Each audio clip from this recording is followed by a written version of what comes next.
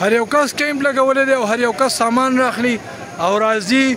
څوک وایي برګوګن ته ځو، څوک وایي کوټ ته ځو، څوک وایي پیشونی ته ځو. او دلته چې راځي نو نه ورته د دې د لارې پته وي، نه ورسره څه لیسټ وي، نه ادارو سره څه تعاون وي، نه مقامي کسان په خپل لوب کې اخلي.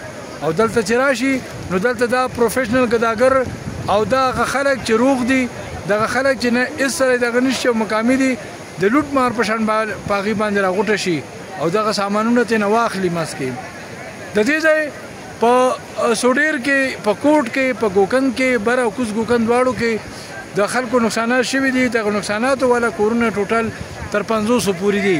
پارشلي ډیمیج کورونه چې دي هغه تر 500 دي او چې کوم فولي ډیمیج دي په کوز ګوکند کې 7 کوره دي او په بر ګوکند کې 6 کوره دي.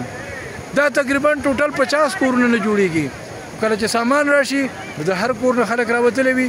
اوس موږ تاسو وکتل چې هغه کس چې هغه بره نه رامنډي وي، زما کور ته اوبه راغلي، زما پوله رغښتې ده، زما کوټه چې ده هغه پرېوتې ده، زما کچن پرېوتی دی. هغه خلک سامانونه اخلي او څوک چې سامان ته بره په دغه کلو کې ضرورت لري او دلته د راتلو وس نه لري، د خپل غمونو نه نه دي وزګار، هغه خلک د دې سامانونو سره خبر نه دی. خواست کوو ټولو ادارو ته چې کله تاسو اول خو برګوګند ته مه راځئ، نور نشي ضرورت. ټولو خلکو ته ټول سامان رسېدلی دی.